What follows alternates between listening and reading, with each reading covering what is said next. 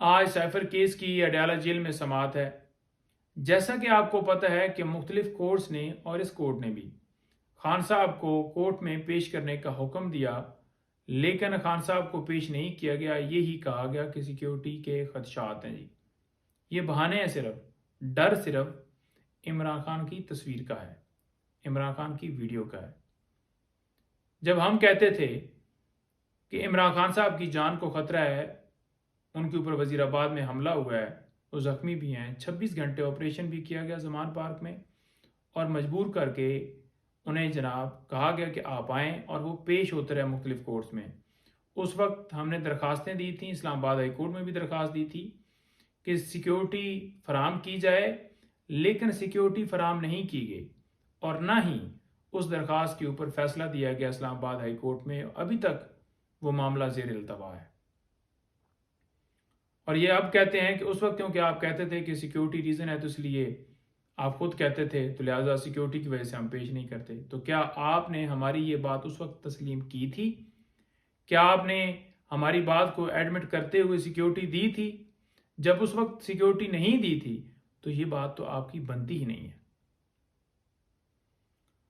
دوسرے نمبر پر جس طرح سے یہ ٹرائل چلایا جا رہا ہے، یہ نہیں چلایا جا سکتا۔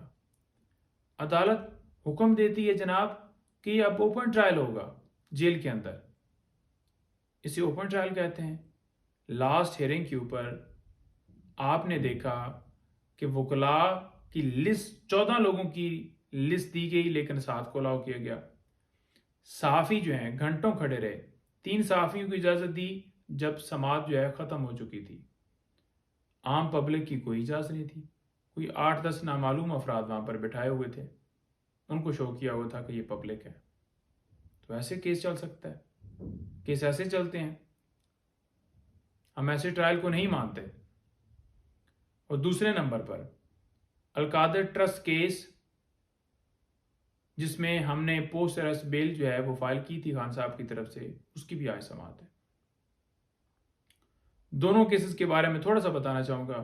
پہلا کیس، امریکہ نے دھمکی دی، عمران خان کی حکومت گرا دی گئی، اور ساتھ ہی ان کے اوپر مقدمہ بھی یہ درج کر دیا گیا۔ لیکن اگر دیکھا جائے جن لوگوں نے گرائی وہ کہاں ہیں؟ مزے کر رہے ہیں، انہوں نے 16 مہینے حکومت کی، اور اب دوبارہ جو ہے ان کو لانے کی کوشش کی جا رہی ہے۔ اور دوسری طرف جو القادر ٹرسٹ کیس ہے، 190 ملین جو ہے وہ سپریم کورٹ کے اکاؤنٹ میں آیا۔ بیریا کے پرائیویٹ اکاؤنٹ سے یہ رقم سپریم کورٹ کے اکاؤنٹ میں آئی، عمران خان کے اکاؤنٹ میں نہیں آئی۔ نہ ہی عمران خان نے اس رقم کو استعمال کیا، وہ تو سیم پڑے ہوئے تھے، اور سپریم کورٹ نے حکم دیا ہے کہ وہ گورنمنٹ کا پیسہ اسے ٹرانسفر کیا جائے۔ اور دوسرے نمبر پر جو القادر ٹرسٹ ہے، تو اس میں تو عمران خان صاحب اور بشرا بی بی صاحبہ ٹرسٹی ہیں، وہ اس سے نہ کوئی بینیفٹ لے سکتے ہیں، نہ اس سے کوئی تنخواہ لے سکتے ہیں، نہ اسے کوئی فائنینشیل ان کو بینیفٹ جاتا ہے۔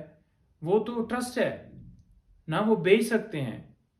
تو ٹرسٹ کے اوپر آپ نے کیس بنا دیا۔